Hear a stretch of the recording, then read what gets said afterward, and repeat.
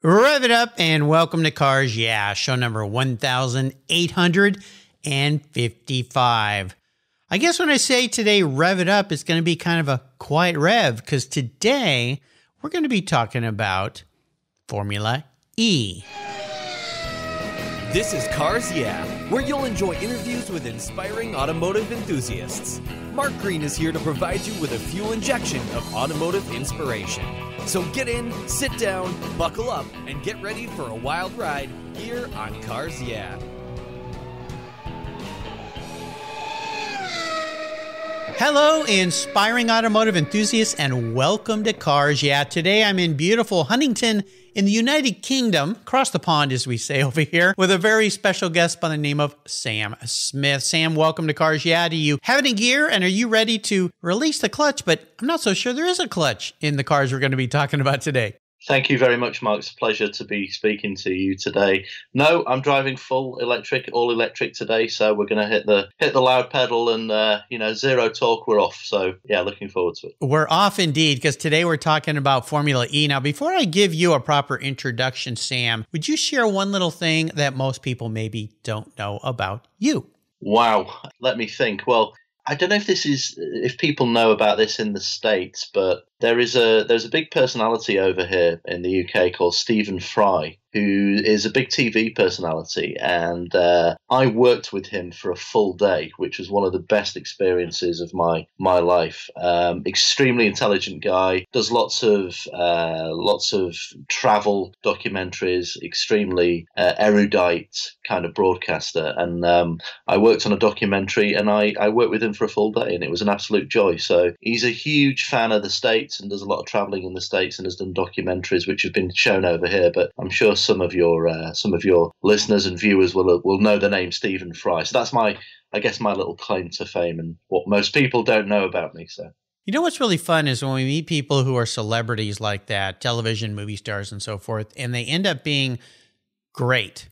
You go, wow, what a wonderful experience it was with that person, versus the other side of it going, oh, what a jerk that guy was. It's such a rewarding thing because everything you've built this person up into is what you think it is. So what a fun project you got to do. Very unique thing, right? It was. And it was, it actually involved quite a lot of, the documentary itself involved a lot of interviewing of US personalities, racing personalities. So people that names that you know and love, like Mario Andretti, AJ Foyt, trying to think who else, Bobby Rahal, great champions of the past. And it was to do with a company called Lola that I used to work with. And Lola racing cars are, I'm sure, known throughout the US for achieving some great results at Indy and in other championships throughout the 70s and 80s and 90s. And yeah, they say, don't meet your heroes. But in the case of Mario, it sort of busted that myth completely. An absolute legend. And I think the only true time where I have been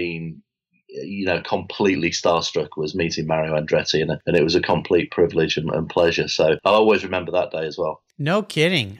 Lola, I raced a T290 sports racer for quite a few years in vintage racing, and was a wonderful car. It was an ex-Joe Bonnier car, and Wow. had the blue Gatanes livery on it with the dancing Spanish lady, I guess, Nice. for cigarettes, like they supported so many things. That was a wonderful car. Really loved driving that car. What a model. I mean, that is, those 2-litre sports cars, I think, were some of the greatest cars built by Lola. I was fortunate enough to work for Lola for 10 years and Wow. worked with a lot of the historic cars of the day as well. T70s, T292s, T330, Formula 5000 cars. Absolute beast. I mean, completely different to the cars that I follow today. But, I'm a great believer, actually, Mark, in the fact that the diversity of racing in particular is so great. You've got to embrace pretty much everything. And while the modern day all electric cars that I'm involved with now with Formula E are, in my mind,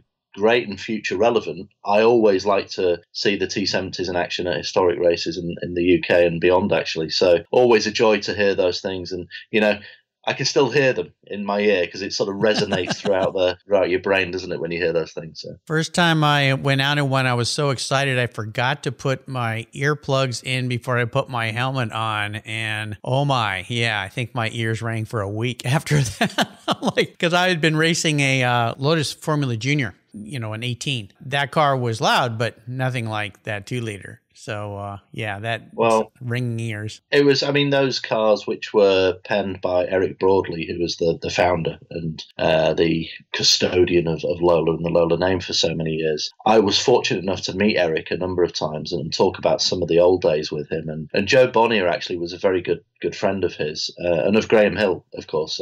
Graham and Joe Bonnier were sort of best buddies. And Eric used to regale us with a few tales of spending weekends at Joe's house obviously in Switzerland. I'm not sure whereabouts, but I don't know if you know much about Joe Bonnier, but he was famous for having in his house a car, and I'm trying to remember which car it was. It could well have been one of his F1 cars, which he mounted on the wall above the fireplace in his living room, which I thought, that's a cool thing. If I ever own a race car, that's exactly what I'm going to do after I've been racing it around the circuit. So very cool guy. What a legacy as well. Well, let me give you a proper introduction. We're going to dive into Formula E here. Sam Smith is a journalist and media specialist with extensive experience specifically in Formula E, endurance sports car racing, as you can tell from our pre-show chat, and many other categories of motorsports. He has attended all but 6 Formula E races since the start of the series back in 2014 and has reported on Formula E for Autosport, Motorsport.com, and the eRacing 365 website. He's also been the host of many post-race press conferences in the FAA World Endurance Championship and Formula E. Sam has contributed to many magazines also, including Motorsport, Race Car Engineering, Motorsport Actuel. Did I say that right? Actuel? That's how I say it. My German's not great, but Actuel and the official FIA magazine. He resides in Cambridgeshire, United Kingdom, and is part of the founding editorial team of the Race Digital Motorsports channel. And today we're going to talk about his new book titled Formula E, Racing for the Future. It's a behind-the-scenes look into the world premiere all-electric racing series. We'll be back in a minute, but first a word from our sponsor, so sit tight, keep the seatbelts on. It may be quiet, but we're going to be moving fast today. We'll be right back. One of your vehicle's interior surfaces that gets a lot of abuse is your dashboard. The sun beats down and those damaging UV rays cause massive heat cycles, resulting in color changes and sometimes cracks. My friends at Covercraft have a great solution for you and for me. Their custom-tailored dash mats protect your dash from heat buildup while providing a stylish solution. You can choose from a variety of styles and colors, including carpet, suede mat, that's the one I have for my vehicles, Carhartt, limited edition velour mats, and the Ultimat for trucks and SUVs. Another great benefit of your Covercraft dash mat is that it eliminates the harsh glare the sun produces from your dash to the inside of your windshield, which can make driving a hazard. Covercraft's Dash Mat Design Center is located in Arizona, where they know about harsh sun. I've got a special deal for you. If you use the code YEAH21, YEAH21 at covercraft.com, you'll get 10% off your Covercraft order. That's right, 10% off. Just use the code YEAH21 at checkout. Covercraft, protecting the things that move you.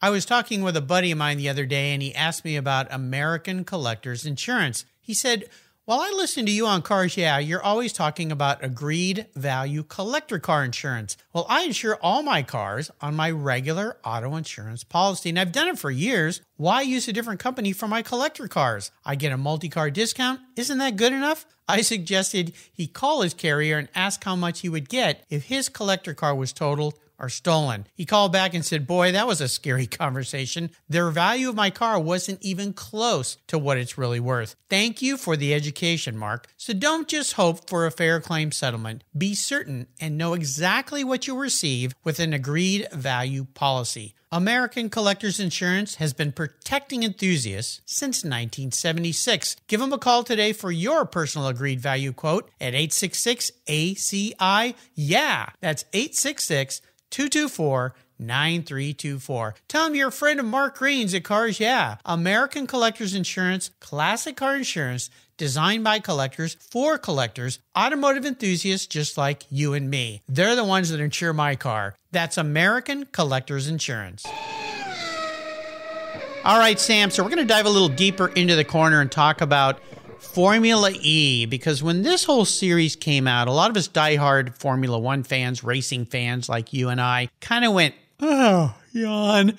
I don't think this is going to be very interesting. No sound. Come on. What are we talking about? We love Formula One, that ripping canvas that I always talk about, the old V12s and even the 10s of the racing days. So let's start with this is too big of a question, really, what you've learned with this. So I want to talk about why you chose Formula E. What has your interest with Formula E? And then we're going to dive into some of the details of what's going on with the history, the technology, drivers' opinions, and of course, the races to date. So start your electric motor and we'll have some fun. Well, yeah, they don't have warm-up laps in Formula E races, so it's, the lights go out and you go. So I'll go for it, Mark. I always think that racing in particular it's always looking forward. We just talked about some of the old stuff, which I love as much as any person. But to me, professionally, the future relevancy of technology and where the automotive industry, to some extent, is going to go in the future, just got me very curious about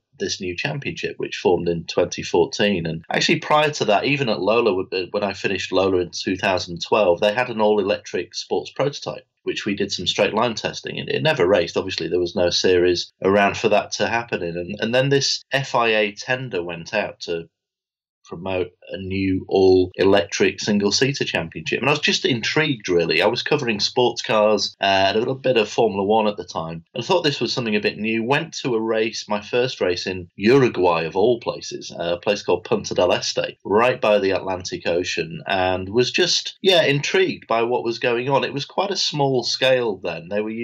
Each driver was using two cars, which kind of was a bit of a problem for some of the manufacturers that were looking at the championship. They started in one car, they did a mandatory pit stop around about half distance, which was probably 20 minutes into the race, and then hopped in another car and finished the race in that, which, you've got to start somewhere. And people, we talk about cynicism, we talk about people criticizing the championship at the start, and I count myself among those people who were a bit cynical about it. Mm-hmm. And one of the reasons was they couldn't evidence the range over a race with these single-seater cars. Now, I think what made the championship credible was that it had a really robust roadmap, technological roadmap for the championship. It had some really good drivers, so some ex-F1 guys like Nick Heidfeld, Lucas Di Grassi, Sebastian Buemi, Jean-Eric Vergne, who became a double champion in the series. So the credibility was always there at the start, but I think to get into people's consciousness, it had to be seen as being attractive. It had to get rid of some of these fallacies of, the cars won't go up hills, or the noise, it ruins the spectacle. Now, taking the elephant in the room, as we say here in the UK, the elephant in the room here is the noise, because it does take a little bit of a tuning for people who've been to racing before to accept that there is very little noise in a race car. But you know what? I went out for the first free practice session in Uruguay that December 2014, and within, I would say, 5-10 minutes, I completely forgot about it. You get attuned to it. You don't miss it. And in fact, having done 17 or 18 Le Mans in my time and hearing rumbling Chevys and Panoses and whatever, it was a little bit of a relief, I have to say. Yeah. But yeah, you just get attuned to it, and it just becomes part of the spectacle. And actually, you hear you hear the brakes, you hear the regen, you hear the tires locking. You get little nuances within what the drivers are doing, what the cars are doing, how they're behaving, how they're cornering. You hear them hit the curbs, you hear them hit the walls, which you don't necessarily hear. And it's just something new, something fresh. And actually, I've said this many times to the naysayers and the doubters and the people who go back to that, there's no noise, it can't be racing. Well, I grew up in the 80s, and the 80s was one of the best periods of Formula One. The turbos, these monstrous 1,200 brake horsepower cars, the Brabhams, the Ferraris, the Renaults and Williams and so forth, with the great heroes, the Sennas, the Profts, the Mansells, we all know. But you know what? There was very little noise with those turbos. You heard the wastegates, you heard the popping and banging. There wasn't a great noise. And I don't remember people really complaining back then about that, because it was such a spectacle. So, it does take a bit of, you've got to sort of change your settings a little bit. But I think with the technology and where the world is going in terms of more electric cars coming on board, it just intrigued me how they were going to make this work. And the first few years, there were lots of bumps in the road, and the thing nearly died after that race in Uruguay. They ran out of money, which is actually in the book and a fascinating part of the book to chronicle. But it was just, I think all the...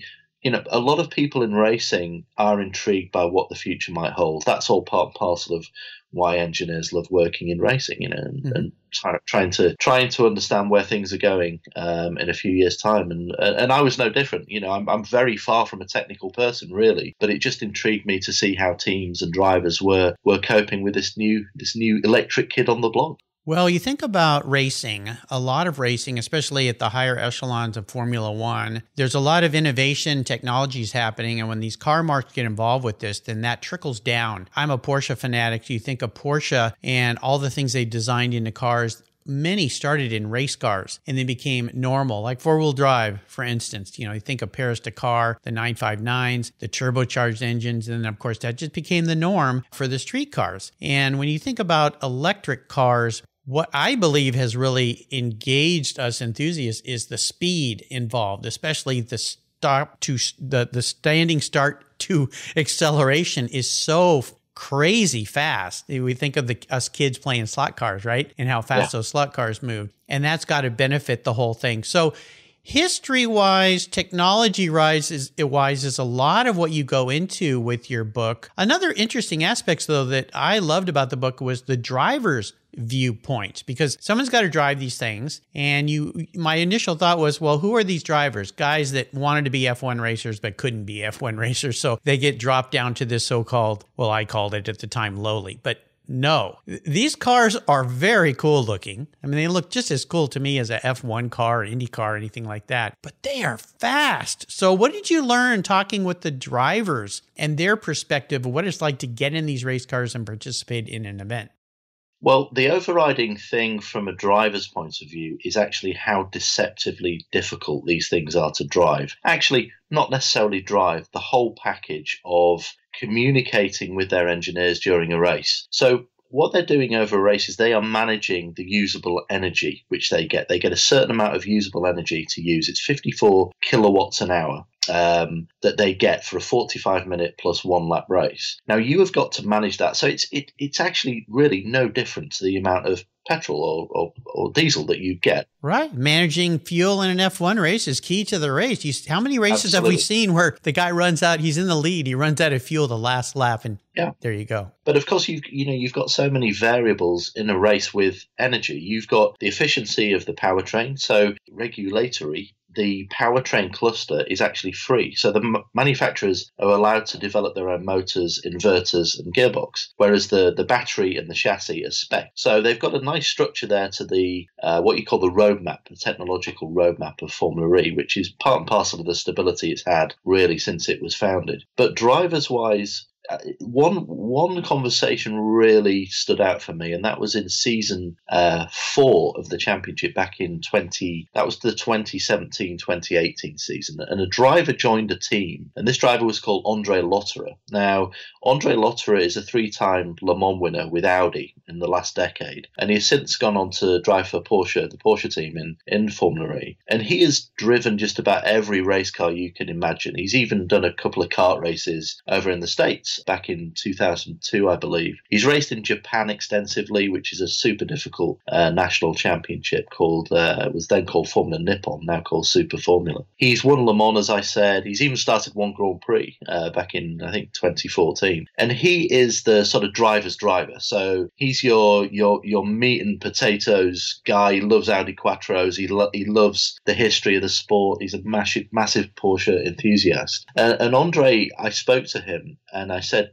this is very different for you. How are you getting on? And he said, Sam, this is the most difficult thing I've probably ever done in racing. Wow. And I was quite taken aback by that, because this is a guy who has been in the hybrid era of LMP racing at Le Mans and Sebring and so forth, a hardcore endurance racer. And the reason he said that was the amount of brain capacity you need to communicate with your engineer, telling him quite often in crypto. So quite often they have codes for things, so other teams don't listen in and know where they're going on their strategy. Yeah. So not only have they got to describe things like, the energy figures they're getting on their dash, they've got to race with 23 other guys, which takes a lot of your motor skills, obviously. Right. But they've also got to manage the thermal temperature of the battery. They've got to be efficient in their racing, and they've got to trade that off with being aggressive with other people in the race. And they also have things like the attack mode. So the attack mode is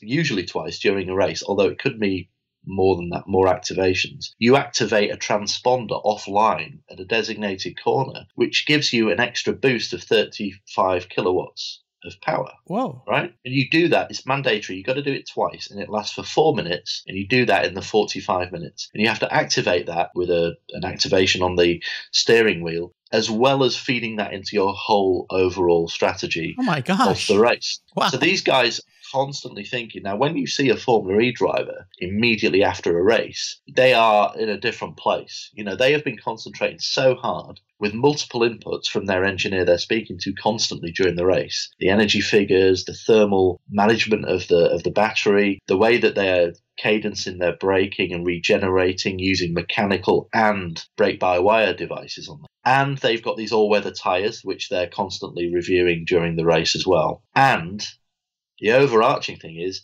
these are predominantly on street tracks. And what we know about street tracks is you make a mistake, you get offline and you go onto marbles, or you misjudge the apex speed. You're not going through some gravel or some tarmac. You're in the wall and you're going home. So all that soup of stuff I've just told you, and it is directly into one input, which is the driver. And I find that super interesting. And it's a bit of a misconception that Formula E's, because it's not the quickest, it is quick, but it's not Formula One quick. It's not sports car quick. It's not IndyCar quick. But it makes up for it in the cerebral, this journey that the drivers go on during a race. And I think that actually is a great test. And people need to know more about that, because it's not always picked up on TV, of course, because you're not generally in the cockpit or speaking to the guy straight after the race. So that's what I found fascinating from the driver's point of view. So these guys are like fighter pilots. Yeah, they are. They are in a very quiet plane, in a glider, maybe. Yeah, they are, and they've got my utmost respect. I mean, all racing drivers do. I mean, sure as hell, I couldn't do it, and I often feel guilty if I overly criticize a driver for a mistake or whatever. But because I sure as hell couldn't do it. But they're paid well. Manufacturers are on board in Formula E now, so they do get paid very well, and rightly so, because as I said, they are challenged immeasurably, I think, with these races. High pressure. And of course, the more manufacturers you get and the more partners and the more eyes on the championship, the higher the pressure. Right. So psychologically, you've got to cope with that as well. And obviously some do it better than others, but it's just intriguing to understand that combination of the driver and the equipment they have at their disposal and how they use it best in a race. Nice segue to our next segment. We're going to take a short break, come back. We're going to talk about a challenge and the challenge of Formula E and perhaps the races. So sit tight, keep the seatbelts on. We'll be right back. What began as a charitable car show has grown into the world's greatest collector car auctions, raising over $133 million for charitable organizations to date. For nearly 50 years, automotive enthusiasts from all over the world have enjoyed the Barrett-Jackson collector car auctions, and I'm a huge fan. Regarded as the barometer of the collector car industry, their auctions are world-class lifestyle events where thousands of the world's most sought-after, unique, and valuable automobiles cross the block in front of a global audience, in person, on TV, or streamed online. Barrett-Jackson produces the world's greatest collector car auctions in Scottsdale, Arizona, Palm Beach, Florida, Las Vegas, Nevada, and new for 2021, Houston, Texas. The excitement of Barrett-Jackson auctions is contagious, and a unique experience is not to be missed. And be sure to visit barrettjackson.com today. Barrett-Jackson, the world's greatest collector car auctions. I've discovered Linkage. It's a new quarterly publication and website that covers the automotive market, driving, restoring, collecting, and discovering your passion for motor vehicles. Linkage is about experiences, opinions, and values. Linkage is an actual informed, reasoned opinion based on first-hand experiences. A talented linkage team covers the automotive world. The people who share your passion and mine, smart, considered, rational, and experienced opinions. Ones you can learn from and grow. That includes our passion that drives auctions and the collector car market. So come with me and join us on this journey. And be sure to use the code CARSYEAH when you subscribe, and they'll give you $10 off. Boom! Linkage, geared for the automotive life. Subscribe today at linkagemag.com. So we're back, and I like to ask guests about challenges. And since we're talking about Formula E, we talked about that challenge the drivers have with challenges. And even you touched on the races. I want to touch on a little bit more about the races and the challenges with the racing series as a whole because of where they race. And you're on street courses. Yeah, there's a whole nother factor there. And I can't even imagine what has to happen in these guys' heads. So having gone to as many races as you've gone to, I'll ask this of your opinion. You're not in the seat, but you're there. You talk to people and you know about all this. What are some of the most challenging racetracks for these Formula E drivers? Well, the thing about Formula E is that, like I said, predominantly they are street tracks. Now, these aren't just, Long Beach, for example, is a street track, but they've raced there for so long, it's kind of an element of plug in and play. New York, which we saw at the weekend, they did a double header in Red Hook near Brooklyn in New York. And, that track is a pop-up track. So the track is built a number of days before the action starts. And other circuits, there are other circuits like Paris and Rome, which are literally in the city centre. So first of all, from a operational and logistics sense, getting these things built in the middle of a city is extremely difficult to do. No kidding, yeah. They've got to balance the whole event and the buzz around the thing in the city centre and bringing new demographics into watching these races with obviously not causing a great deal of disruption to the city itself. So that's on one side. From the driver's side, going to your question, Mark, the drivers to a person love street tracks. I don't think I've ever met a driver who doesn't like street races. It's a highwire act. If you make a mistake, as we said, you're in the wall, you look a bit of a fool. And this season we've only got 2 events left this season. And there is not a driver on that grid, 24 drivers, that hasn't made a mistake and clouted a wall this year. That's the level we're talking about. They're pushing every corner, every apex, every lap, and that inevitably, when you're dancing on the highway, you're going to occasionally have a slip, and that's what happens. The tracks are very different. There is no track that is the same. So generally, it'll be a street circuit. There are a couple of what you call permanent or semi-permanent facilities that are used. The Autodromo Hermanos Rodriguez in Mexico City is usually used, and again, the calendar has been affected by the pandemic somewhat, obviously, as most series has over the last couple of years. So there's been some disruption, but, we're going to London in a couple of weeks' time. We're going to race at the Excel Arena, which is a huge arena in Docklands in London. And that's going to be actually through the arena. They're going to run partly inside and partly outside of the arena, which will be a novel thing for sure. And then you've got what we call airfield tracks, or there is one airfield track in Tempelhof, Berlin, which if you think I'm sure some of your viewers and listeners will remember Cleveland, the Cleveland IndyCar race, very similar. Yeah. They basically build the circuit out of the airfield and run on that. But we've raced in Hong Kong, we've raced in Rome, as I said, Berlin, London, New York, Santiago and Chile. Monaco? And Monaco, of course, yeah, which they had a terrific race earlier, and one of the best races that Formula E has had. They used the full track for the first time because they used a slightly truncated version of the classic Monaco track for the first 3 occasions they raced there, and then got on the full track, and it was just a terrific race. So right. Yeah, I mean the events themselves, you get that buzz. When you go to a Detroit IndyCar race or an IMSA race, or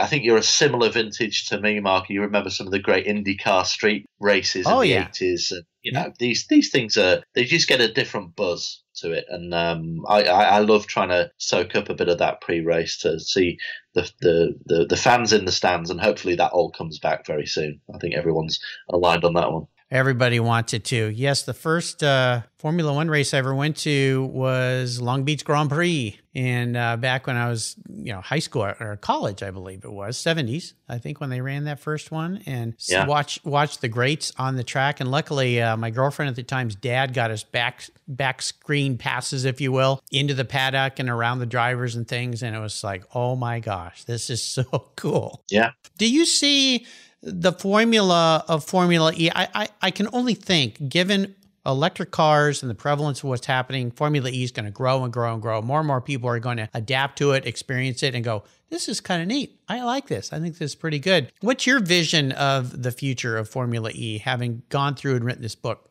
Yeah, it's an interesting one. So they're actually about to finish what we call the Gen 2, the second rule set of Formula E. The third rule set is going to see lighter cars. It's going to see bigger batteries. Well, when I say bigger batteries, I mean the range there'll be a range extension on the batteries, and there'll be more power. And I think there's going to there is going to be an element of fast charging. So probably pit stops will return for a flash charge of the cars, which is an interesting, pretty cool sporting concept. Yeah. I think the issue will be not necessarily in the third generation, but maybe the fourth, that the cars get so much quicker that actually they're going to have to look at containing the cars in the circuits, in the environs of where they're racing, because street tracks are, whatever you're racing, if two cars touch, you can get a serious accident. And the close proximity of the grandstands, the walls, and so forth, they're going to have to look at that at some stage, which is why I think there's going to be more and more circuits that are using arenas. So we got the Excel Arena I mentioned in London, but I think also they're probably going to look at some bigger sports stadia.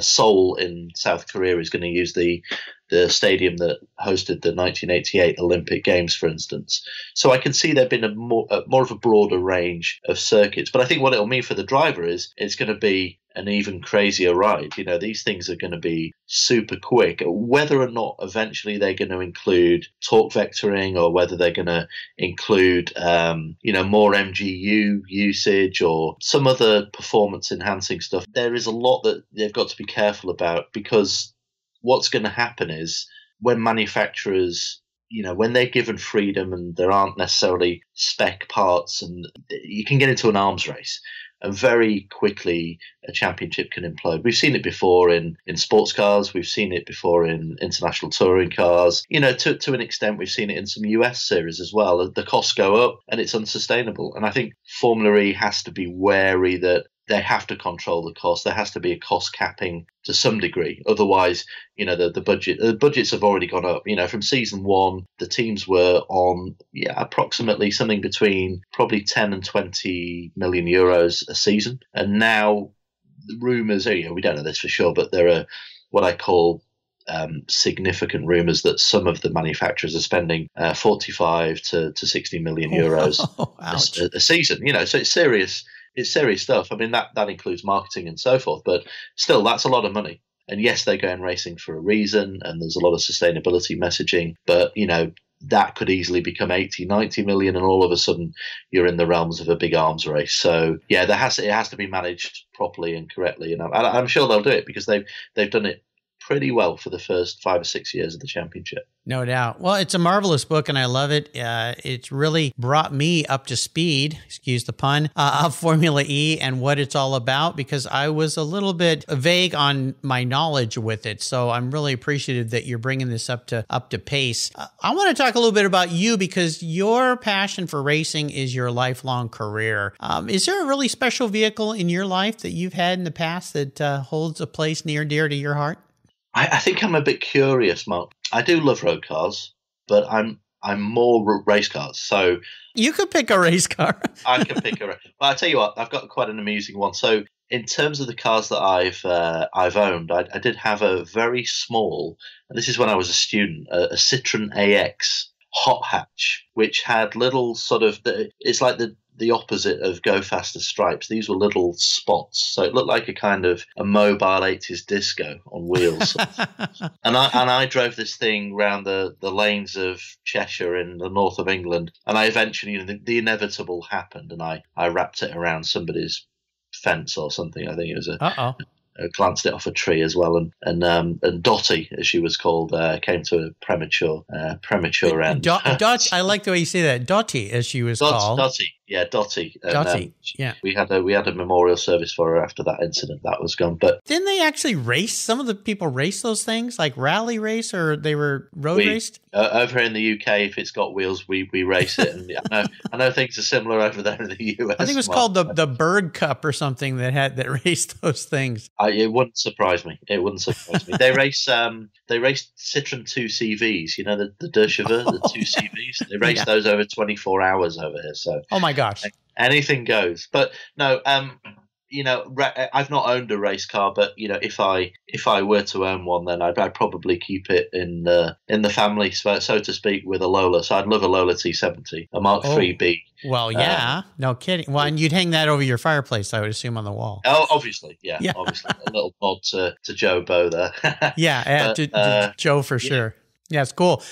I'm going to crawl into your skull here a little bit, and I do this with all my guests. I ask the question that nobody's probably ever asked you, and that is, if you were manifest as a vehicle, this isn't what you want to be. This is your personality wrapped into this vehicle. What would you be? But the most important part of the question is why.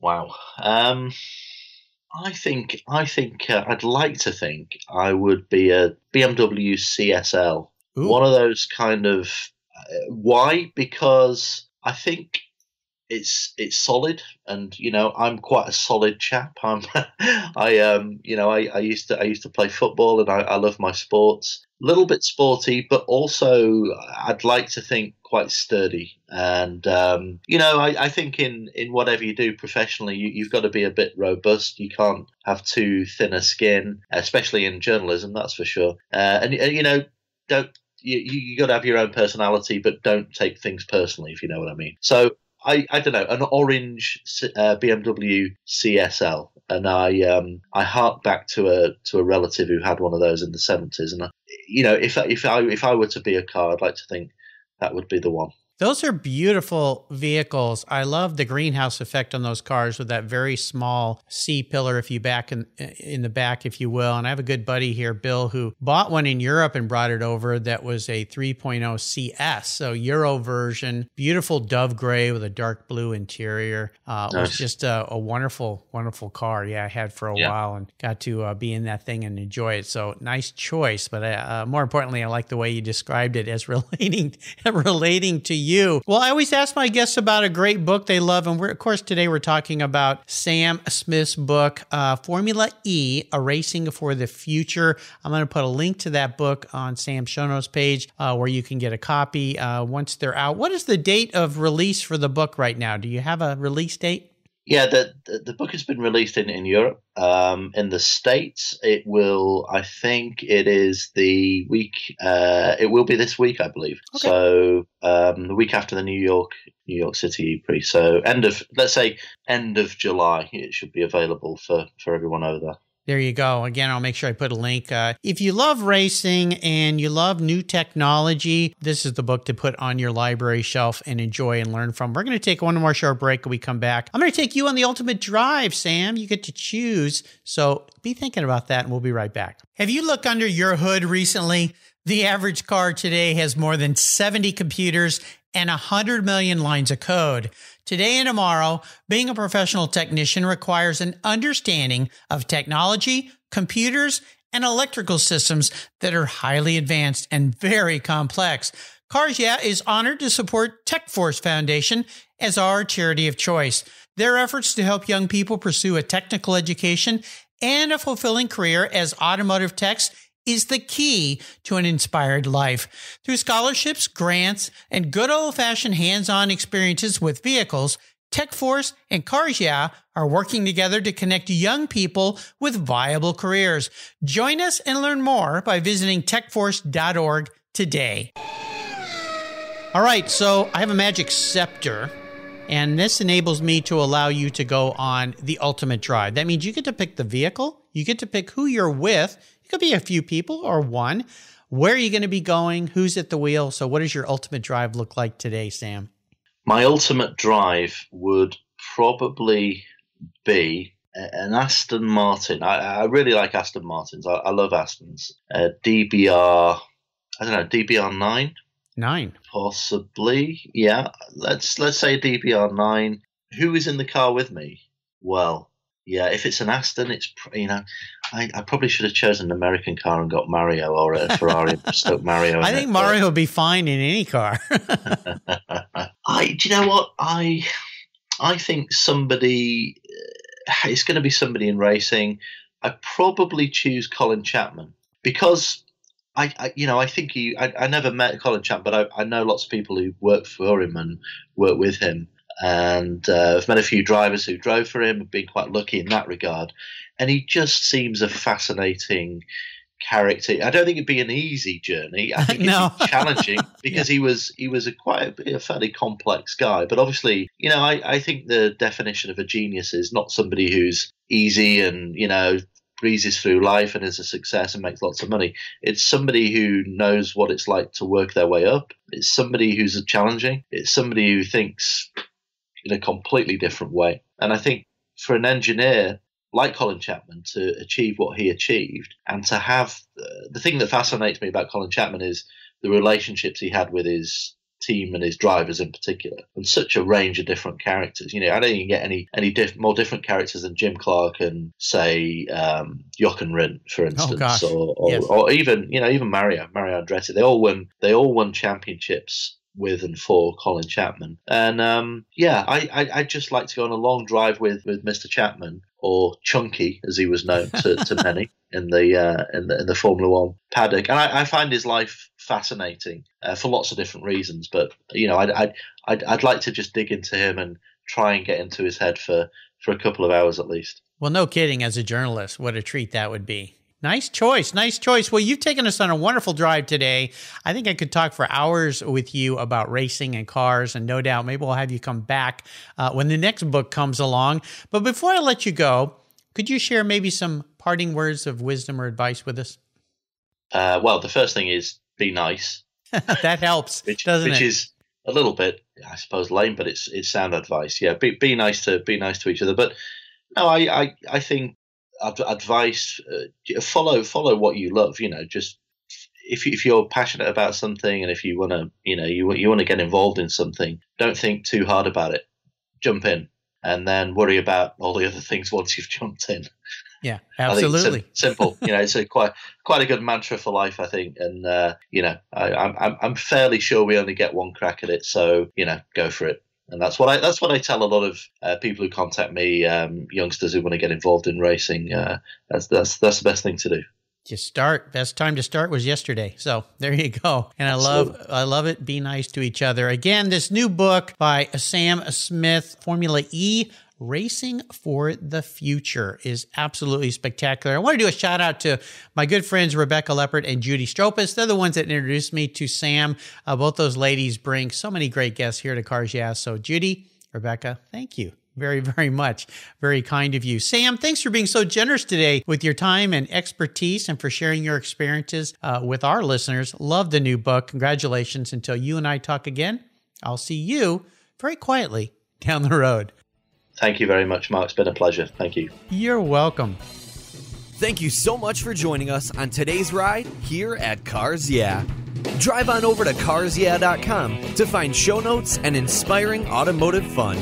Download your free copy of Filler Up, a fun book filled with gorgeous photographs of fuel filler fun, including quotes from more inspiring automotive enthusiasts.